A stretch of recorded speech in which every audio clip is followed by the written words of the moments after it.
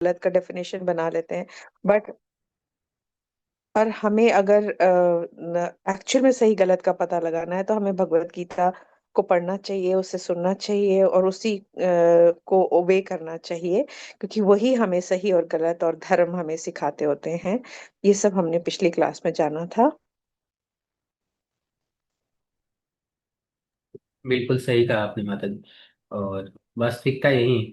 हमने जो पिछले उसमें जाना था, तो बहुत अच्छा चीज़ आपने बताया कि भगवान से कनेक्ट होना और भगवद गीता को पढ़ना बहुत जरूरी है हमारे लिए। और खास करके क्योंकि ये जो संसार में जो भी चीज़ें हो रही हैं, जिस जिस हिसाब से जो अभी की परिस्थितियां हैं, तो इसमें भगवद गीता बहुत इंपॉर्टेंट हो जाता है हमारे लिए।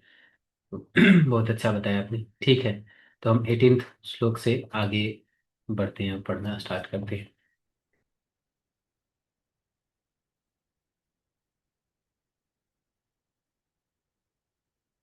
तो ये श्लोक है। नैवं तस्य कृतेन अर्थ न कृतेनेह कश्चन न चास्य सर्वभूतेषु कश्चिद अर्थ व्यपाश्रयः। कोई हिंदी पढ़ेंगे यहाँ से ये पूरा?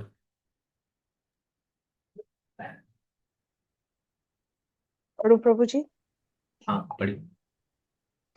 आत्मज्ञानी व्यक्ति को अपने निर्धारित कर्तव्यों के निर्वाह में किसी उद्देश्य की पूर्ति नहीं करनी होती। न ही उसे ऐसे कार्य न करने का कोई कारण होता है। न ही उसे किसी अन्य सजीव प्राणी पर निर्भर रहने की आवश्यकता होती है। हरे कृष्णा। यहाँ पे बहुत सुंदर चीज बताया जा रहा है। क्या बताया जा रहा है कि आत्मज्ञानी व्यक्ति को अपने निर्धारित कर्तव्य किसके लिए होता है? तो जो वास्तविकता में यहाँ पे जैसे नीचे प्रभुपाद जी बता रहे हैं, आत्मज्ञानी व्यक्ति मतलब जो अपने को जानता है कि मैं ये शरीर नहीं, मैं आत्मा हूँ। आत्मज्ञानी का मतलब ये होता है, या आत्म साक्षात्कारी बोलते हैं, आत्मज्ञानी बोलते हैं। लेकिन उसको भी क्या बताया जा रहा है कि जो वो निर्धारित कर्तव्य है उसको करना होता है। लेकिन वो क्यों करता है? क्योंकि इसलिए नहीं करता कि उसको किसी उद्देश्य की पूर्ति करना है। मतलब कोई उद्देश्य है उसका उसके पीछे, ये इसीलिए कर रहा है, नहीं, उसके पीछे कोई पर्पस नहीं होता। जैसे मैं उदाहरण कई बार देता हूँ भगवत गीता डिस्ट्रीब्यूशन करने के लिए, कि जैसे हम लोग जाते हैं ना, कई बार जैसे आज ही हम लोग गए थे भगवत गीता बांटने के लिए। तो भगवत गीता जब हम बांटने जाते हैं तो कई बार कई सारे लोग ना कई सारे एलिगेशन लगाते हैं। आप लोग तो धर्म का धंधा कर देते हो, आप लोग रोड पे भगवत गीता को लेके आ गए, आप लोगों ने ऐसे कर दिया वो कर दिया, हमारे जो शास्त्र है आप लोगों ने उसको सस्ते बना दिए, ये कर दिए। तो कहने का मतलब यह है कि लोगों के अंदर बहुत सारी उल्टी सीधी चीजें होती हैं, वहां पे वो निकालते हैं। लेकिन हमारा कर्तव्य क्या है? हमारा कर्तव्य है कि चाहे वो कुछ भी बोले, हमारा कर्तव्य यही है कि हर व्यक्ति के पास भगवत गीता जाना चाहिए। क्योंकि हम जब भगवत गीता को पढ़ रहे हैं, समझ रहे हैं, सुन रहे हैं, या भगवत गीता के हिसाब से जो व्यक्ति अपना जीवन जी रहा है ना, तो हम देख रहे हैं कि उसके जीवन में बहुत चेंजेस हैं और बहुत तरह की ऐसी चीजें हैं जहाँ पे उसका अपना कंट्रोल है। छोटी छोटी बातों को लेकर जो संसार में लोग परेशान हैं ना, उन चीजों से वो व्यक्ति ऊपर उठा हुआ है। उन सब चीजों पे, और खास करके ना लोग बोलते हैं कि वास्तविकता में भगवत गीता जो है, अरे ये हमारे लिए थोड़े, ये तो साधु सन्यासियों के लिए, ये तो आप लोगों के लिए, आप लोगों ने सब कुछ छोड़ दिया, आप लोगों के लिए है ये सब। नहीं, भगवत गीता ये सबके लिए है। शास्त्रों में, पूरे भगवत गीता में भगवान कहीं नहीं ये बता रहे हैं कि भगवत गीता जो है वो किसी पर्सनल व्यक्ति के लिए या किसी एक व्यक्ति के लिए। भगवत गीता समस्त सृष्टि के लिए। भगवान वहां पे कहीं नहीं बोलते कि अर्जुन मैं तुम्हारे लिए खाली बोल रहा हूँ। भगवान कई जगह पे सिर्फ यही बोलते हैं कि सारा जो संसार है, इस संसार में जितने जीवात्माएं हैं वो सब मेरे अंश हैं। तो भगवान जब सबके बारे में बता रहे हैं, प्रकृति के बारे में बता रहे हैं कि ये जो प्रकृति है मेरी अध्यक्षता में कार्य करती है, और मैं ही, मेरे आज्ञा से ये प्रकृति कार्य करती है और चलती रहती है जो भी कार्य। मतलब तो कहने का मतलब ये है कि भगवान सबके लिए बोल रहे हैं। और खास करके सबसे ज्यादा परेशानी अगर देखा जाए ना, चार आश्रम होते हैं, चार वर्ण होते हैं, तो सबसे ज्यादा परेशानी कौन से आश्रम में आता है? तो गृहस्थ आश्रम में। आप सोचिए सबसे ज्यादा डिफिकल्टीज किस में है? बच्चा जिस आश्रम में बच्चा पालना, क्या ये डिफिकल्टीज नहीं है थोड़ा? आप सोचिए कितना मुश्किल होता है छोटे छोटे बच्चों को संभालना, या जब बच्चे बड़े हो जाते हैं उनके कॉलेज, उनके स्कूल का फीस, या कई सारी चीजें, ऑफिस डेली जाना। ऑफिस जाना संघर्ष नहीं है? बहुत संघर्ष है। आप लोगों में से कई लोग ऑफिस करते होंगे, उनको पता होगा कि आना जाना, उसमें फिर कई लोगों का बातें सुनना, कई लोगों की गालियां सुनना, क्या नहीं करना पड़ता है परिवार चलाने के लिए। तो संघर्ष सबसे ज्यादा कहाँ है? सबसे ज्यादा संघर्ष तो गृहस्थ जीवन में है। और अर्जुन कौन थे? तो अर्जुन कोई सन्यासी नहीं थे। अर्जुन तो सुपर डुपर गृहस्थ थे। अर्जुन की चार शादियां हुई हैं। अगर आप महाभारत पढ़ेंगे तो उसमें आता है वर्णन कि अर्जुन की चार शादियां हुई हैं। और उसमें से एक जो शादी हुई थी अर्जुन की, जिनकी पत्नी का नाम था सुभद्रा। और सुभद्रा महारानी कौन है? तो भगवान कृष्ण की बहन है। अगर आप लोग महाभारत देखेंगे तो उसमें पर, तो कहने का मतलब, कई लोग बोलते हैं भगवत गीता पढ़ के हमें अपना घर नहीं खराब करना है। इसका मतलब यह है कि भगवत गीता बता के अर्जुन का घर खराब कर रहे थे, अपनी बहन का ही घर भगवान खराब कर रहे थे क्या? मतलब कितना इलॉजिकल चीज है ना, कि अगर भगवत गीता भगवान ने सुनाया तो अर्जुन का घर खराब हो जाना चाहिए था। तो ऐसा नहीं है, बस बल्कि हम जो कार्य कर रहे हैं ना, वो और अच्छे से कर पाते हैं। जैसे अर्जुन युद्ध के लिए उतरा था और युद्ध से पीछे हट रहा था, भगवत गीता सुन के अर्जुन युद्ध से भागा नहीं, बल्कि और अच्छे से युद्ध किया। जो क्षत्रिय का कर्तव्य है वो और अच्छे से निभा पाया। उसी प्रकार से जब हम भगवत गीता पढ़ते हैं, तो हम जो कार्य कर रहे होते हैं ना, उसको और दृढ़ता से कर पाते हैं, और अच्छे से और समझदारी से और बुद्धिमत्ता से कर पाते हैं। इसीलिए भगवत गीता जरूरी है। भगवत गीता पढ़ने का मुख्य कारण यही है कि हम जो कार्य कर रहे हैं उसमें दृढ़ता कैसे लाएं।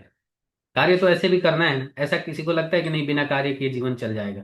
तो यहाँ पे उन्हीं निर्धारित कर्तव्यों को बता रहे हैं भगवान, की जो हम डेली के जीवन में करते हैं, जो करते आए हैं या कर रहे हैं, उसको हमें कैसे करना है, किस भाव से करना है, वो चीज यहाँ पे बताया जा रहा है।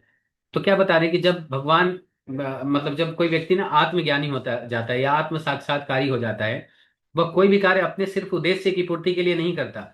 वो कुछ भी करता है ना, वो कुछ भी करता है तो सिर्फ इसीलिए करता है ताकि उससे कोई दूसरा व्यक्ति सीख पाए, और उससे क्या हो पाए, किसी दूसरे के जीवन में उजाला आ पाए, उससे क्या हो पाए कि किसी दूसरे के जीवन में प्रकाश आ पाए। कोई जीवन में थोड़ा सा भी खुश हो जाए अगर मेरी वजह से, वो इस कारण से करता है। लेकिन नीचे क्या बताया गया, नहीं उसे किस ऐसे कार्य करने का कोई कारण होता है, उसका कोई कारण नहीं है कि नहीं इस कारण से कर रहा है, इस कारण से कर रहा है, इस कारण से नहीं, ऐसा नहीं। और नहीं उसे किसी अन्य सजीव प्राणी पर निर्भर रहने की आवश्यकता होती है, वो पूरी तरह से भगवान पर निर्भर रहता है। कैसे भगवान पर निर्भर रहता है? तो यहाँ पे नीचे बताया जा रहा है, प्रभुपाद जी बता रहे हैं कि कृष्ण चेतना में वो रहता है ना, तो उसको जो भी करना है, जो जैसे भी हो रहा है, वो सब कुछ भगवान पे निर्भर है कि हे भगवान, आप जैसे कराना चाहते हो, जो कराना चाहते हो, मैं तो अब निमित्त बन गया आपका। अब आप चाहे जैसे रखना है, जिस प्रकार से रखना है, जो करवाना है करवाओ। एक छोटा सा इस पे कहानी बताता हूँ तो इस चीज को और अच्छे से समझ पाएंगे, फिर उसके बाद हम अगले श्लोक पे चलेंगे। जैसे ना एक बहुत सुंदर जंगल था। जंगल में बहुत सारे जानवर रहते थे। तो एक जैसे होता है ना कि पेड़ का, जैसे पेड़ में छेद सा होता है, क्या बोलते हैं उसको, जैसे क्या बोलते हैं, आपके तरफ क्या बोलते हैं? हमारी तरफ तो खोड़रा, ऐसे खोड़रा टाइप से बोलते हैं। आपके तरफ क्या बोलते हैं? जैसे पेड़ में जो छेद नहीं होता जिसमें चिड़िया घर बना लेते हैं, मतलब घोंसला था चिड़िया का, आप लोग ये समझिए। हाँ हाँ हाँ। हाँ, तो चिड़िया ने उसमें ना छेद में जिसमें घोंसला ज्यादातर बना लिया था। उल्लू हाँ वगैरह रहते होते हैं उन हाँ, छेदों में। बिल्कुल। उल्लू होते हैं या कबूतर या तोता, पैरेट्स जो होते हैं, ये सब ज्यादातर आपको मिलेंगे। हम्म। तो एक उसमें ना कबूतर और उसका परिवार रहता था। तो कबूतर ने अभी नए नए अंडे दिए थे और अंडे से बच्चे अभी हुए थे कुछ दिन पहले ही, मान मतलब नए नए बच्चा ही हुए थे। और जो कबूतर था वो गया था खाना ले आने के लिए अपने परिवार के, और जो कबूतरी थी वो उसी में मतलब रह रही थी। तो एक शिकारी घूमते घूमते घूमते घूमते वहां पे आया। आया, उसको पूरे दिन जंगल में ना कुछ नहीं मिला था। मतलब होता है ना कि पूरे दिन शिकार करने के बाद व्यक्ति थक हार के बैठा था, तब तक उसको दिख गया कि घोंसला लगा है उस छेद में, और ना वहां पे कबूतरी बैठी हुई है। तो उसको लगा चलो कम से कम कुछ नहीं खाने को मिला, आज इसी को मार लूंगा और बस मेरा काम हो जाएगा। तो अब कबूतरी सोचने लगी कि अरे मैं क्या करूं, ये तो मुझे मार देगा, और मेरे तो अभी नवजात बच्चे हैं, अभी तो कुछ दिन भी नहीं हुआ, अभी तो आज आज ही मेरे बच्चे हुए, अंडे से आज ही निकले हैं, और इनको मैं कैसे छोड़ दूं? फिर सोची कि चलो छोड़ के भाग जाती हूँ, और फिर थोड़ी देर के बाद आ जाऊंगी, तब तक ये चला जाएगा शिकारी। तो वो जैसे ऐसे घोंसले से सर निकाल के ऐसे ऊपर देखती है, तो ऊपर देखती है एक बाज घूम रहा है। तो बाज क्या करते हैं, वो भी छोटे पक्षियों को पकड़ के खा जाते हैं। तो वो सोची कि अरे ऊपर जाऊंगी तो ऊपर ये मार देगा, नीचे जाऊंगी तो नीचे, अब करूँ तो क्या करूँ? बहुत बेचैन हो गई। बेचैन हो गई तो बेचैन में क्या होता है, जब हमारे पास कुछ रास्ता नहीं बचता तो हमारे पास क्या, कौन सा रास्ता बचता है? क्या करते हैं हम उस समय, बताइए। हे भगवान। भगवान के ऊपर छोड़ देते हैं प्रभु जी। हाँ बिल्कुल, एक ही रास्ता बचता है। द्रौपदी का हम उदाहरण देखते हैं कि जब उसने भीष्म पितामह से कर लिया, जब द्रोणाचार्य जी से उन्होंने कर लिया, जब उन्होंने जितने भी वहां पे योद्धा थे सबसे बोल दिया कि मेरा जो चीरहरण हो रहा है इसको रुकवाइए, धृतराष्ट्र से कर लिया, अपने पांचों पतियों से कर लिया, कोई काम नहीं आया। तो द्रौपदी ने क्या किया, हाथ उठा दिया कि हे भगवान, अब आप ही सहारा हो, आप जैसे जो भी करना चाहते हो, अब आप ही मुझे बचाइए, हे गोविंद। जैसे ही दो बार बोला हे गोविंद हे केशव, भगवान ने पूरी की पूरी साड़ी की फैक्ट्री लगा दी। तो भगवान कैसे, भगवान कोई दिल से अगर पुकार लेता है ना तो भगवान तुरंत सुन लेते हैं उसकी। क्योंकि भगवान कहीं दूर नहीं है ना, आपके वहीं दिल, जिस दिल का बात हम करते हैं उसी दिल के अंदर बैठे हुए हो, तो भगवान तुरंत सुन लेते हैं। तो वो चिड़िया बेचारी परेशान होगी, परेशान होकर अब उसको कुछ नहीं रहा, तो किसी जन्म में बहुत अच्छी भक्त थी, लेकिन किसी कारणवश उसको कबूतर बनना पड़ा था, कुछ श्राप मिला था। तो अब वो चिड़िया ने भगवान से प्रार्थना करना शुरू किया कि हे गोविंद, हे गोपाल, हे दीनानाथ, आप तो सब पे रक्षा करते हैं, और आप ही चाहे तो किसी को मार सकते हैं और आप चाहे तो किसी को भी बचा सकते हैं। मुझे पता नहीं कि अब आप मुझे कैसे बचाइएगा, किस प्रकार से बचाइएगा। एक तो नीचे से शिकारी लगा हुआ है मेरे ऊपर, और ऊपर से बाज लगा हुआ है, और मेरे नवजात बच्चे हैं, तो मुझे नहीं पता आप किस प्रकार से बचाइएगा। मुझे मरना है, मार दीजिए, लेकिन इन बच्चों का क्या होगा? अगर मैं चली जा गई, अगर मैं चला गया तो इन बच्चों का क्या होगा? इनके पापा भी नहीं, वो भी गए हैं कहीं, वो आएंगे तो बहुत ढूंढेंगे मुझे। तो अब आप बताओ क्या करना चाहिए? अगर आप मरना चाहते हो तो मार दो, बचाना चाहते हो तो बता दो, बचा लो, मैं आप छोड़ती हूँ आपके ऊपर। जब सब कुछ छोड़ के वो बैठ गई वहां पे, उदास बच्चों को देख देख के रो रही है, कि जैसे होता है ना कि बच्चे दूर जा रहे हो तो माँ कितना रोती है, और माता का पता लग जाए कि नहीं अभी शरीर त्यागना है आपको, तो क्या हालत होगा। बिल्कुल नए बच्चा अभी जन्म ही दिए, कितना दुख होगा। तो फीलिंग्स तो सभी जानवरों के अंदर भी होता है ना। वो चिड़िया रो रही है वहां पे, और रोते रोते प्रार्थना कर रही है, खूब प्रार्थना कर रही है। प्रार्थना करते करते देखती है शिकारी ने ऐसे तीर बिल्कुल चढ़ा लिया है, कमान ऐसे उसने खींच लिया, धागा धनुष का धागा ऐसे खींच ही रखा था और छोड़ने वाला था। तब तक क्या हुआ कि थोड़ी देर में उधर से देखे कि एक सांप आते हुए उसको आके काट लिया। जैसे ही उसको सांप काटा, वो क्या हुआ कि ऐसे डर गया, और डर के मारे ऐसे तिरछा हो गया, तिरछा हो गया, ऐसे बाण छूट भी गया। तो हुआ क्या कि उस सांप ने उसको काटा था, तो वो गिर के वहीं पे मुख से उसका गाज निकला, और वो वहीं पे मर गया, जो शिकारी था। और ये जो तीर छूटा, ये तीर छूट के जानते हैं कहाँ गया? जो ऊपर बाज उड़ रहा था, वो डायरेक्ट जाके उसको लगा, और थोड़ी देर में बाज भी नीचे गिर के वो भी वहीं पे मर गया। तो भगवान कैसे, किस प्रकार से हमारी रक्षा करते हैं, कैसे इस सृष्टि को भगवान चलाते हैं, कैसे क्या हो रहे हैं ना, हमको कुछ पता नहीं है, हम समझ भी नहीं सकते। इसीलिए बताया गया है अकाम सर्व कामो वा सर्व दग्धा विदा, यानी वहां पे बताया जाता है कि अकाम सर्व कामो वा, वो चाहे तो कोई भी काम बना सकते हैं, वो चाहे तो कोई भी काम बिगाड़ सकते हैं, और वो चाहे तो बनाते बिगाड़ते भी रह सकते हैं। उनका जो मन में आएगा वो कर सकते हैं। भगवान को कोई मतलब वो नहीं है। इसका सबसे जीता जागता उदाहरण कौन है? तो सबसे जीता जागता उदाहरण है हिरण्यकशिपु। उसने हर एक प्रकार का वरदान मांग लिया था, कोई भी ऐसा वरदान नहीं था जो उसने छोड़ा था। उसकी बुद्धि से वो यही सोच रहा था कि अब मैं अमर हो गया, मुझे कोई नहीं मार सकता। हर एक प्रकार का वरदान, जहां तक हमारा दिमाग जाएगा, वो सब कुछ मांग लिया था। लेकिन भगवान के पास गए प्रार्थना करने की, भगवान अब आप कैसे मारिएगा? देवता लोग भी परेशान थे कि इसको अब तो कोई मार ही नहीं सकता, इसने जो वरदान मांगा है वो कोई कोई उसको काट नहीं, उसको कोई काट नहीं सकता। तो भगवान के पास गए, भगवान आप कैसे मारिएगा? भगवान बोले मैं मार दूंगा, वो तो मेरा टेंशन है, आप लोग टेंशन मत लीजिए। तो देवी देवता लोग प्रार्थना कर रहे हैं कि भगवान उसको तो मार नहीं सकते, क्योंकि ब्रह्मा जी ने वरदान दिया है, या तो आपको ब्रह्मा जी का वरदान खंडित करना पड़ेगा तभी आप मारोगे। तो भगवान बोले कि देखो ब्रह्मा जी का वरदान का भी रक्षा होगा, और मैं उसको मार भी दूंगा। सभी देवता लोग टेंशन में, ऐसा तो हो ही नहीं सकता। लेकिन भगवान प्रकट हुए, तो वहां पे ब्रह्मा जी डायरी और पेन लेके खड़े हैं साइड में, बोल रहे हैं मैंने तो इसको वरदान दिया है। तो बोले क्या वरदान दिए हैं? तो इसने वरदान मांगा था कि मैं ना इंसानों से मरूं ना जानवरों से। तो भगवान नरसिंह देव वहां बोल रहे हैं ठीक है, मुझे देखो, मैं ना इंसान हूं ना जानवर हूं, मैं दोनों आधा आधा मिक्स हूं। वहां पे टिक मारा ब्रह्मा जी ने। फिर बोले इसने बोला था कि नहीं, मैं सुबह में ना भी ना मरूं और ना ही रात में मरूं, ऐसे दिन में और ना रात में, ऐसा वरदान मांगा था कि ना तो मैं दिन में मरूं या ना रात में। तो बोले देखो अभी कौन सा टाइम हुआ, अभी गोधूली वेला हुआ है, अभी शाम का टाइम है, ना दिन है और ना रात है। एक दूसरा टिक मारा ब्रह्मा जी ने। तीसरा लिस्ट में देखें, तीसरा लिस्ट में क्या मांगा था कि ना अस्त्र से मरूं ना शस्त्र से। नरसिंह देव भगवान क्या बोले, मैं इन सब चीजों से नहीं मारूंगा, ये देखो मेरा नाखून कितना बड़ा बड़ा है, मैं नाखून से इसका छाती फाड़ के खून पीऊंगा।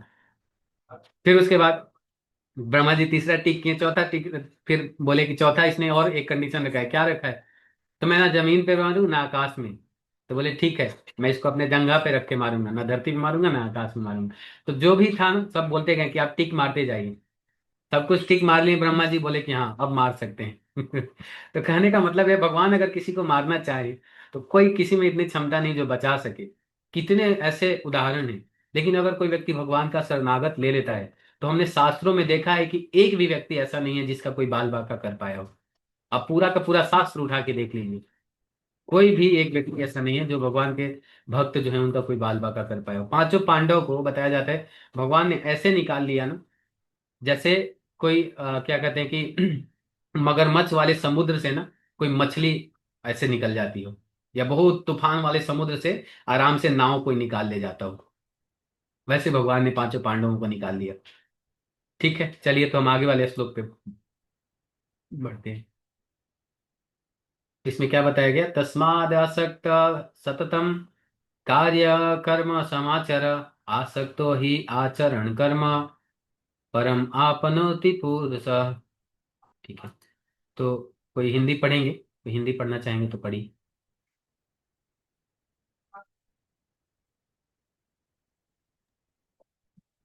इसलिए कर्मों के फलों से आसक्त हुए बिना कर्तव्य समझकर कर्म करना चाहिए। क्यों पूरा। क्योंकि अनासक्त होकर कर्म करने से ही परम सत्य की प्राप्ति होती है। हाँ हाँ, थैंक यू माता जी। तो इसमें क्या बताया गया, अनासक्त होकर के। तो अनासक्त मीन्स क्या, अनासक्त मतलब कई बार ना लोग इसका गलत चीजें वो कर देते हैं। परम सत्य की तो प्राप्ति होगी, लेकिन क्या बताया जा रहा है, अनासक्त होकर। लेकिन अनासक्त का मतलब क्या होता है, अनासक्त मीन्स कृष्ण से आसक्ति या भगवान से आसक्ति। अनासक्त का मतलब ये नहीं होता है कि सब कुछ छोड़ना अनासक्ति है। कई बार लोग इसको गलत गलत तरीके से ले लेते हैं कि सब कुछ छोड़ दीजिए वही अनासक्ति है, लेकिन सब कुछ छोड़ना अनासक्ति नहीं है। सब कुछ भगवान से जुड़ना ये वास्तविकता है, और ये अनासक्ति है। अनासक्ति मीन्स कि मेरा कुछ नहीं है, सब कुछ कृष्ण का है, सब कुछ भगवान का है। ये सबसे बड़ा अनासक्ति है, इससे बड़ा कोई अनासक्ति नहीं हो सकता। सबसे बड़ा आसक्ति क्या है, सबसे बड़ा आसक्ति है मैं, यही है ना। सबसे बड़ा आसक्ति है मैं हूं, मेरा है, मैं हूं, मेरा है, अहम ममेति। लेकिन जब हमने मैं को जोड़ दिया कृष्ण से ना, मैं हूं लेकिन मैं किसका हूं, मैं कृष्ण का हूं। मेरा है लेकिन कृष्ण की कृपा से है। मैं कुछ कर पा रहा हूं, इसमें क्या है कि भगवान की कृपा से कर पा रहा हूं। भगवान ने मुझे ऐसी क्षमता दी है तो मैं कर पा रहा हूं। तो कहने का मतलब क्या है कि आज सबसे बड़ी अनासक्ति यही है, जब हम खुद को भगवान से जोड़ दें तो सब सब कुछ अनासक्त हो गया। नहीं तो लोग आसक्ति छोड़ने के लिए क्या नहीं करते, बहुत बहुत। आप सोचिए ना, एक सिगरेट छोड़ने के लिए लोगों का हालत खराब हो जाता है। आप बोलिए सिगरेट छोड़ दीजिए, उनका नहीं छूट पाता है। कैंसर हो जाता है, लोग मर तक जाते हैं, लेकिन छोड़ नहीं पाते सिगरेट। आप सोचिए, जब हम कैंसर हॉस्पिटल में यहाँ पे जाते हैं, एम्स में, झज्जर वाले में, वहां पे ना लोगों के ये जो जबड़े हैं ये पूरा कटे हुए हैं, यहाँ से पानी जा रहा है ऐसे पाइप लगा लगा के। और वो जबड़ा कैसे कटा हुआ है, तंबाकू नहीं छोड़ पाए वो। उनको डॉक्टर ने पहले कई बार मना किया, लेकिन वो तंबाकू नहीं छोड़ पाए। छोटा सा चीज है तंबाकू छोड़ना। तो आप सोचिए यार, अनासक्त भाव से कई बार लोग बोल देते हैं कि सब कुछ त्याग दो, सब कुछ छोड़ दो। कैसे व्यक्ति छोड़ देगा, अरे ये शरीर शरीर जब तक है तब तक तो जरूरतें रहेंगी ना।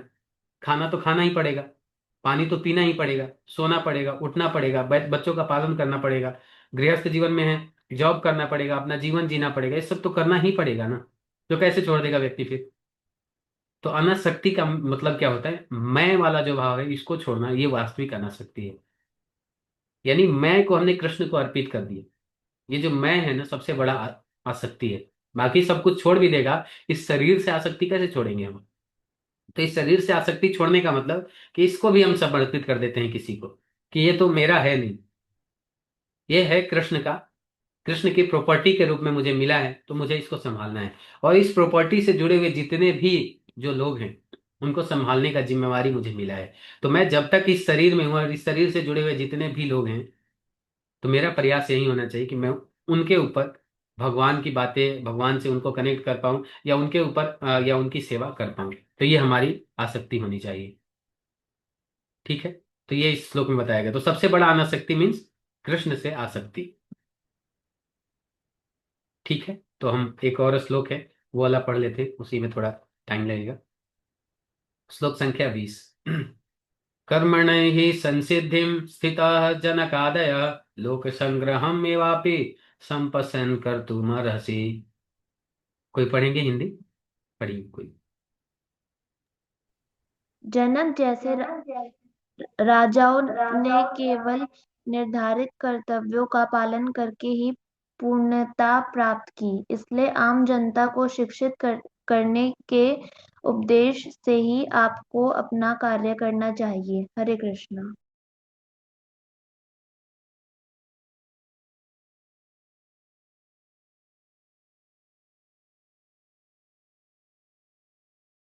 प्रभु जी आपका माइक म्यूट हो गया है।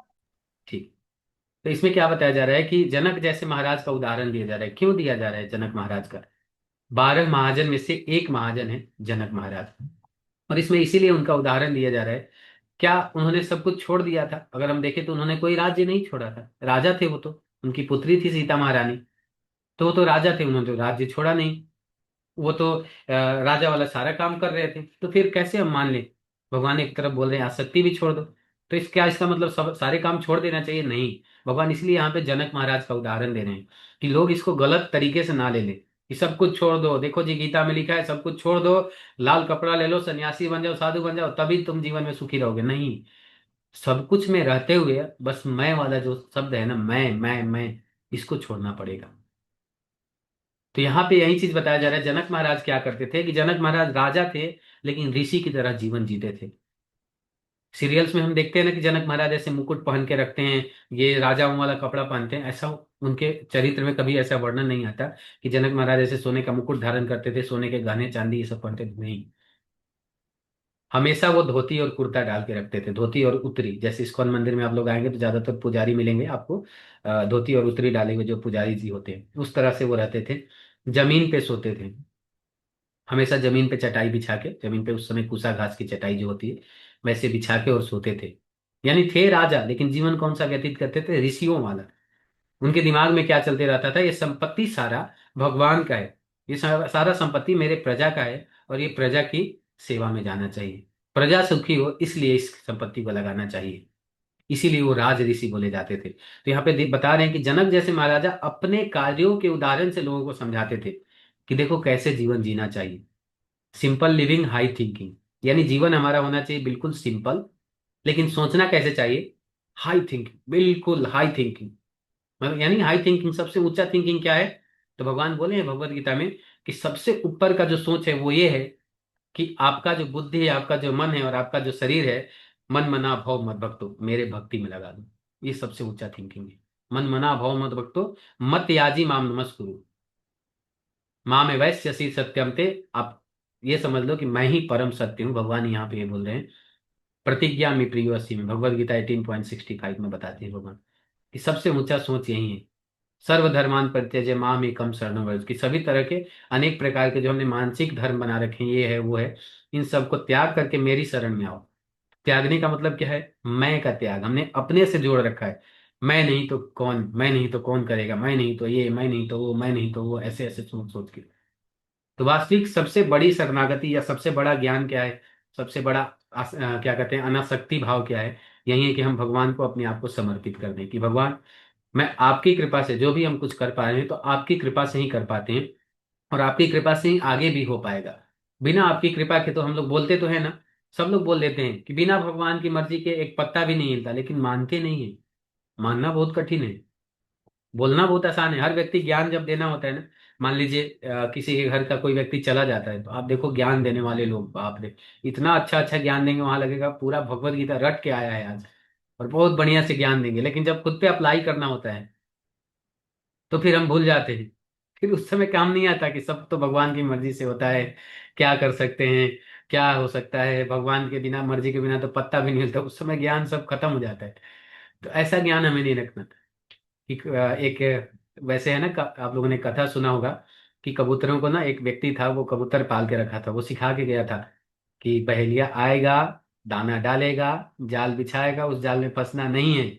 तो उसको डेली पढ़ाता था, पहेलिया आएगा, जाल बिछाएगा, दाना डालेगा, उस जाल में फंसना नहीं है। तो कबूतर पूरा याद कर लिए। लेकिन कुछ दिन के लिए वो मालिक चला गया कहीं, तो कबूतर दाना चुगने के लिए गए थे, बहेलिया आया था, जाल बिछा दिया था, और वो जाल में फंसे हुए हैं और खा रहे हैं दाना और गा रहे हैं, बहेलिया आएगा, जाल बिछाएगा, दाना डालेगा, उस जाल में फंसना नहीं है। और फंसे हुए हैं जाल में, उसी में गा रहे हैं, बहेलिया आएगा, जाल बिछाएगा, दाना डालेगा, उसमें फंसना। हमारा हाल यही है। हम दूसरों के लिए ना बहुत अच्छा अच्छा ज्ञान दे देंगे, देखो ऐसे नहीं होना चाहिए, ये नहीं होना चाहिए, ऐसे नहीं होना चाहिए, ये नहीं होना। लेकिन जब अपने पे आता है ना, तब फिर वो ज्ञान हमारा लगता है कि बाप रे, अब तो कुछ नहीं होने वाला, ये ज्ञान किसी काम का नहीं रहा, सब खत्म हो जाएगा, ये वो ऐसे वैसे। सब होता है, ऐसे सबके साथ होता है कि नहीं होता है? तो हमें ज्ञान सीमित मात्रा में, सीमित मतलब कि हमें ज्ञान बस सुनने तक अपने पास नहीं रखना है कि सुने फिर भूल जाएंगे, हम आज सुने फिर भूल जाएंगे। हमें धीरे धीरे इसको प्रोसेस में ले आना है। भगवत गीता जो होता है इसको डॉर प्रिंसिपल के हिसाब से अगर हम पढ़े ना, डॉर प्रिंसिपल होता है DUAR, डी फॉर, इसमें जो डिस्क्राइब किया गया, जो वर्णन है प्रभुपाद जी ने जो तात्पर्य के माध्यम से जो भी चीजें दी हैं, हमें उसको पढ़ना चाहिए। जैसे 3 श्लोक हमने आज पढ़ा, तो इसको अच्छे से जो तात्पर्य प्रभुपाद ने दिया इसको आप लोग पढ़िए घर पे, जैसे हम मैंने बता दिया। लेकिन आधे घंटे में हम अच्छे से समझना है, तो प्रभुपाद के जो पर्पट है उसको और अच्छे से आप लोग पढ़िए। मैंने बस ऊपर ऊपर के वो पॉइंट्स हैं जो प्रभुपाद जी ने दिया वो बता दिया, लेकिन प्रभुपाद जी और डीपली बताए हैं।